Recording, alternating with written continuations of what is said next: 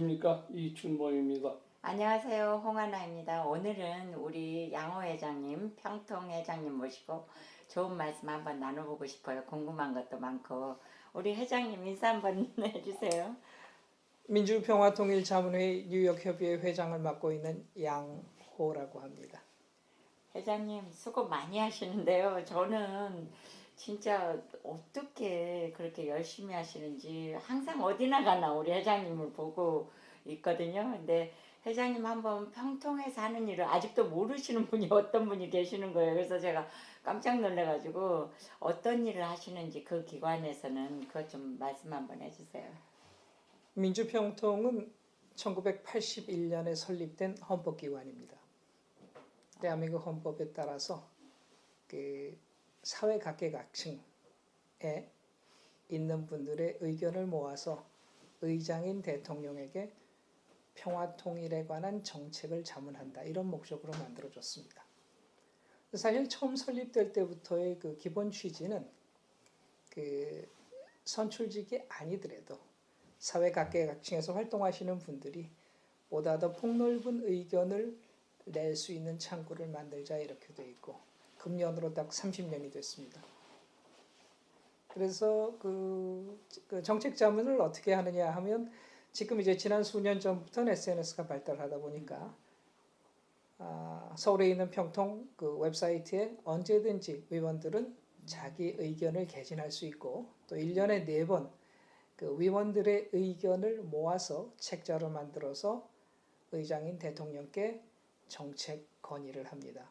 아마 최근에 했었던 정책 건의 제일 그 지속적으로 해서 잘 됐었다고 저희가 평가할 수 있는 것 중에 하나는 2017년 12월 정책 건의 때 계속해서 반복적으로 그 평창 올림픽 기간 중에 한미 군사 훈련을 중지해달라는 건의를 여러 번 했었습니다.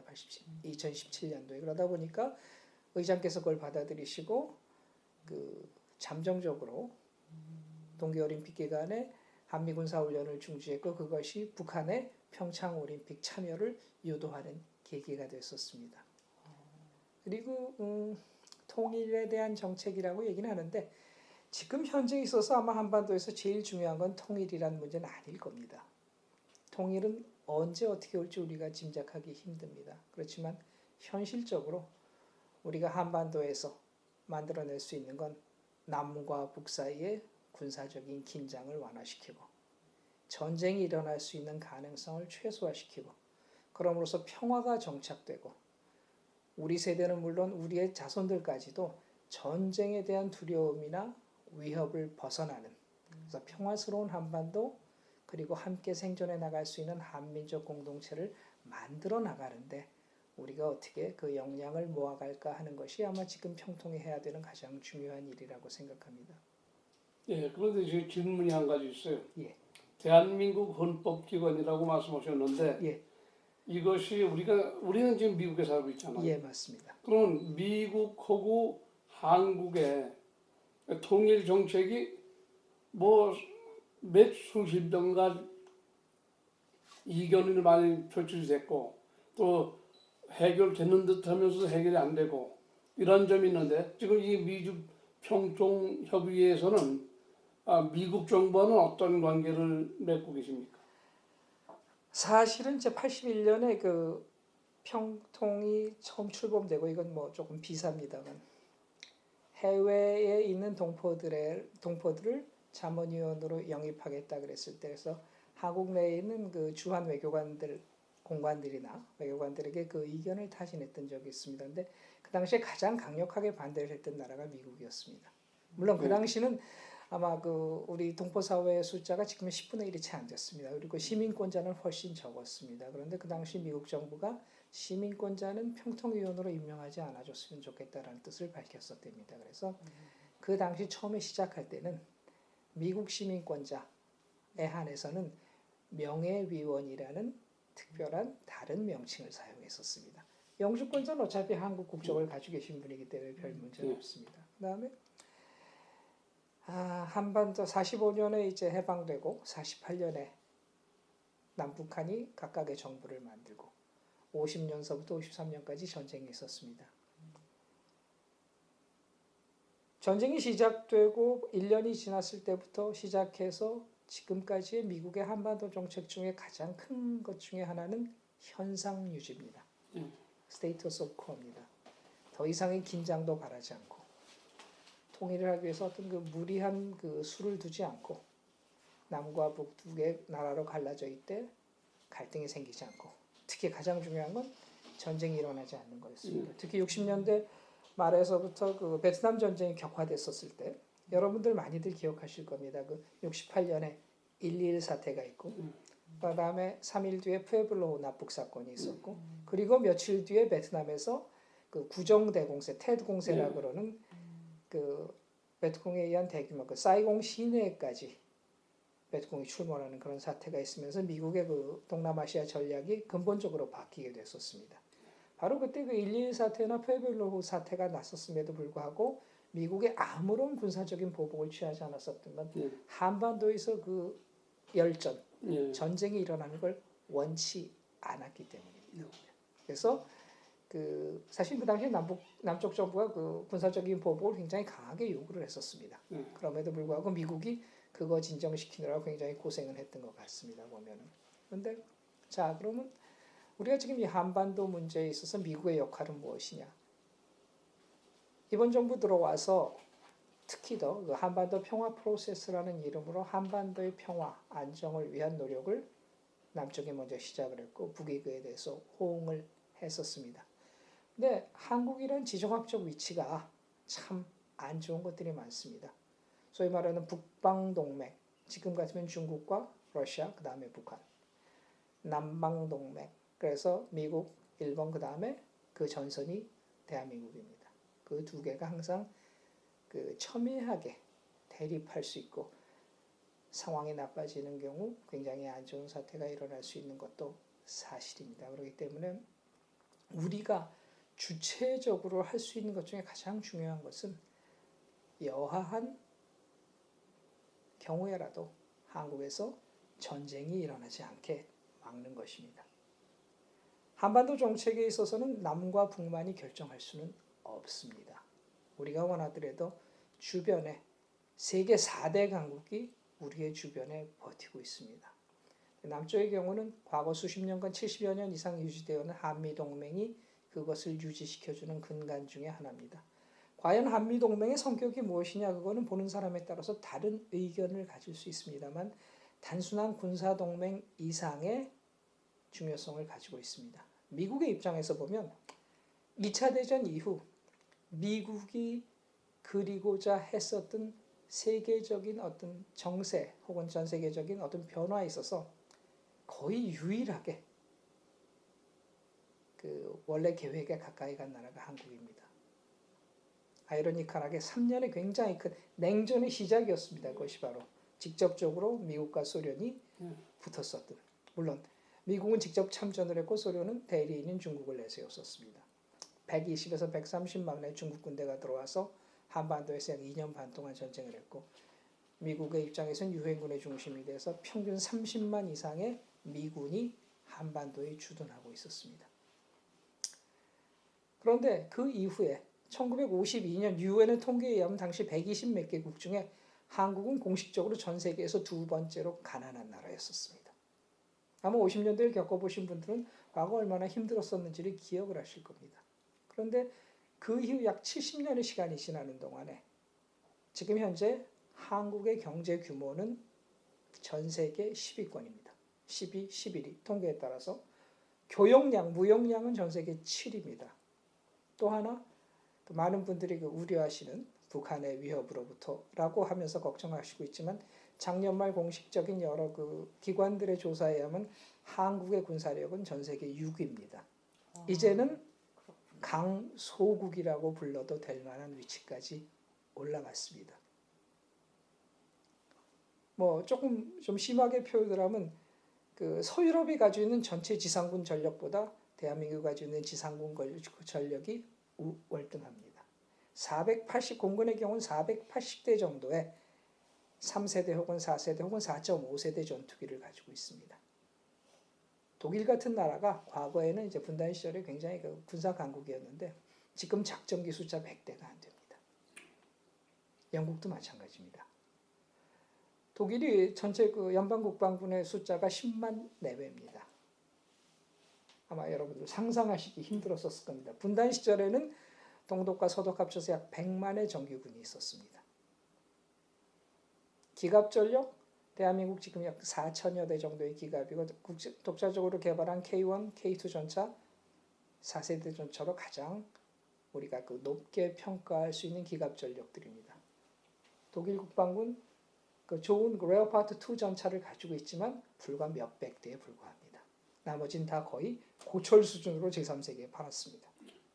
그러니까 이제는 국방력에 있어서도 대한민국은 그 자립할 수 있는 충분한 여건을 가지고 있습니다. 여러분 혹시 기억하실지 모르겠습니다. 1988년에 올림픽이 있었습니다. 그리고 나서 한국은 중국, 러시아 등과 수교를 했습니다. 그 당시엔 소련이었었지만 그리고 그 50년대 초반부터 계속 한국은 유엔의 독자 가입을 추진을 했는데 북한은 연방제 국가로 하나의 국가로서 유엔 가입하자 그래서 그걸 반대해 왔었는데 30몇 년을 그것이 실현될 수 있었던 것도 한국에 대한 평가가 달라지면서 북한의 후원자라고 얘기할 수 있는 소련과 구소련과 중국이 북한에게 유엔 가입을 종용했습니다. 금년이 남북한 유엔 동시 가입 30주년입니다. 외교가에서는 한국 전쟁 이후에 그 한국 외교에서 가장 큰 그 승리 중에 하나가 유엔 가입이었다라고 얘기를 하고 북한 쪽에서는 북한 정권 수립 이후에 외교적인 가장 큰 패착이 유엔 가입이라고 얘기합니다. 맞아요. 그러니까 그런 좀 상반된 그 견해가 나올 수밖에 없고, 그러니까 한국은 이제 충분히 그 강한 나라, 강소국인 건 분명합니다. 그러니까 한국이 가지고 있는 경제적인 위치를 봐서라도 한국의 안보는 미국이나 일본 혹은 다른 우리의 주요 교역 국가들과에 있어서 굉장히 중요한 위치를 차지하고 있습니다. 제가 아까 그런데 질문이 있어요. 예, 우리 전자권 문제, 지금 미국이 가지고 있는데, 뭐 오건이, 말건이 하고 서로 지금 뭐 핑퐁 게임 하는 식으로 했다가 지금 미국이 가지고 안 도우려고 그런다고는 그 인상을 받고 있는데, 그걸 좀 전자권 문제가 나왔을 때 제가 이렇게 흔히 질문을 드립니다. 혹시 장로님께서는 그 대한민국 대통령 중에 전자권을 회수해야 된다고 제일 처음에 주장했던 인물이 어떤 인물인지 혹시 아시나요? 저는 내가 그 노무현 대통령으로 알고 있는데, 흔히들 그렇게 생각하십니다. 근데 아닙니다. 사실은 전자권 회수를 대통령 공약에 제일 처음에 내세웠던 사람은 12.12 쿠데타의 주역 중에 하나였었고 육사 출신이었던 노태우 대통령이었었습니다. 근데 인사 안 받았잖아요. 아니요. 그거를 굉장히 강하게 주장을 했고 전자권 문제도 결국은 그 부시 행정부 때 슐레징저 장관이 있거나 할 때 미국 쪽에서 조기 환수해가라고 요구했던 적도 있었습니다. 그래요? 그래요. 그런데 그 당시에는 그 IMF 터지고 나서 한국이 그 국방비에 많은 걸 지출할 수가 없는 상황이었습니다. 그래서 한국 쪽에서 오히려 거부했었습니다. 그리고 이제 노무현 대통령 때 본격적으로 다시 얘기가 됐었고, 그런데 이명박 대통령이 들어오면서부터 이 전자권 회수에 대해서 그 연기하게 되고 박근혜 대통령 때 어떤 특정한 시한을 못 박지 않고 조건을 내세웠었습니다. 일정하게 한국군이 여건을 갖춰야 된다. 근데 그게 어떤 객관적이라기보다는 상당히 그 주관적인 그 판단에 근거하는 그런 조건이기 때문에 지금도 논란이 되고 있습니다. 지금 현재 2단계에서 지금 걸리고 있고, 그다음에 이제 남북 간의 대화가 그 진전이 되면서 70년대 시작해서 90년대까지 계속된 그 팀 스피릿 훈련이라는 걸 들어보셨을 겁니다. 그게 아마 그 한미 간에 있었던 그 군사 훈련 중에 사상 항상 그 가장 많은 실병력이 동원된 그 군사 훈련이었었습니다. 가장 많은 병력이 동원됐던 해는 28만 명 정도가 미국에서부터 한반도에 전개가 됐었습니다. 엄청난 숫자였었습니다. 그게 언제쯤? 80년대 말 정도입니다. 딱 정확히. 와, 그렇게 많이. 그러니까 그 당시 북한의 입장에서는 팀 스프리트 훈련이 시작되면 3, 4개월 동안 그 군인들이 군화끈을 못 풀었답니다. 생각을 해보십시오. 서해하고 동해, 그때는 뭐 중국이 미국을 견제할 입장이 안 되니까 2척 이상의 항공모함 전단이 뜨고 몇백 척의 전투기가 있고 DMZ를 따라서 한국군 병력을 제외하고 미국에서 온 20몇만의 병력이 실탄을 들고 지금 실제 훈련을 하고 있었습니다. 아차 하는 순간에 만약에 넘어오게 되는 경우에는 방어하기가 힘들 거라는 생각을 합니다. 그 훈련을 빙자해 가지고선 일어났던 전쟁 중에 아마 제일 재밌었던 건 현대에 있어서 70년 전인가요? 제4차 중동 전쟁, 욤키프트 전쟁입니다. 그때 이집트가 계속 수에즈 운하의 서쪽에서 그 기동훈련을 해왔거든요. 그래서 욤키프트를 전후해서도 대규모 군사훈련을 하고 있었고 이스라엘 군 정보당국에서는 그걸 굉장히 위험시했는데 정작 이스라엘의 정치가들은 맨날 하던 통상적인 훈련이니 걱정하지 말자 그러고 그들의 명적인 욤키프트의 긴장을 풀었다가 시나이 반도의 절반 정도까지 뺏겼었던 치욕을 당했었던 겁니다. 그러니까 그런 걸 보더라도 80년대 말에서 90년대 초에 북한은 그 한미연합훈련이라는 거가 시작되면은 거의 그 국가의 모든 그 운영이 중지되는 수준이었었습니다. 그래서 91년 김일성 주석이 살아있을 때 지난번 평창에도 왔던 김영남 그 명목상의 국가 원수입니다. 그 양반이 특사로 미국에 왔습니다. 그 아버지 부시 때 얘기입니다. 그래서 북미 수교를 요청을 했습니다. 근데 당시 그 내세웠던 조건이 수교만 해주면 주한 미군의 주둔이나 철수 문제는 더 이상 거론하지 않겠다라고 얘기를 했습니다. 그만큼 절실했는데 그 당시 부시 행정부가 그것을 검토하고 굉장히 빠른 시간 안에 아주 단호히 거부했습니다. 이유는 북한 붕괴론이 그 당시에 그 주류를 이루고 있었기 때문입니다. 구소련은 러시아가 소련 연방에서 탈퇴함으로써 자연스럽게 붕괴를 했고 그 다음에 그 이후에 소련의 그 지지를 받고 있던 동구라파의 많은 공산 정부가 넘어지는 과정을 보면서 북한같이 작은 나라는 수년 안에 붕괴될 거라는 북한 붕괴론이 그 미국 행정부의 주류였었습니다. 그러다 보니까 그때 북미 수교를 거부했고 바로 그때부터 김일성은 그 미국이 언제든지 우리를 군사적으로 공격할 수 있다는 확신을 가지게 되고 핵무기 개발에 목숨을 걸게 되는 겁니다. 그게 30년 전 일이었었습니다. 근데 지금 이제 30년 후에 그게 현실이 된 너무 가슴 아픈 문제가 생겼는데 다시 돌아가서 결국 미국이라는 나라가 한반도 전체 정세에 있어서 굉장히 큰 영향력을 미칠 수 있습니다. 물론 우리가 주체적으로 해결해야 되는 부분이 있지만 현실에 있어서는 미국의 영향력은 그 어떤 나라보다 한반도의 평화를 위해서 중요합니다. 그럼 여기에 살고 있는 우리 한인들은 제가 늘 자주 하는 얘기입니다만 한국 사람이란 표현보다는 미국에 합법적으로 체류하고 있는 한국인으로서 혹은 시민권을 딴 미국 시민권자로서 건전한 납세자로서 미국 정부와 미국의 입법기구에 한반도 평화에 해가 되는 정책을 수립하지 않도록 또는 한반도 평화에 조금이라도 도움이 되는 정책을 수립할 수 있도록 압력을 가해야 됩니다. Political Action Committee 팩을 만드는 것까지 안 가더라도 자기 지역구에 있는 연방 하원의원 혹은 연방 상원의원들에게 편지를 보내고 미팅을 하고 이러면서 한반도 평화에 도움이 될 만한 정책들이 수립되도록 노력하는 것이 미주에 사는 동포들의 의무라고 저는 생각합니다. 왜? 우리만이 그것을 미국에 직접적으로 영향력을 행사할 수 있기 때문입니다. 한국에 사는 많은 분들이 그런 것을 관심 가지고 이야기하실 수도 있지만 그분들이 하시는 얘기는 미국의 의원들이나 미국의 정치가들이 볼 땐 미국 시민권자가 아닙니다. 아무런 구체적으로 자기네가 그러한 요구에 답을 해야 될 의무감을 못 느낍니다. 그렇지만 바로 자기 지역구에 살고 있는 유권자들인 우리가 요청할 때는 귀를 기울여야만 됩니다.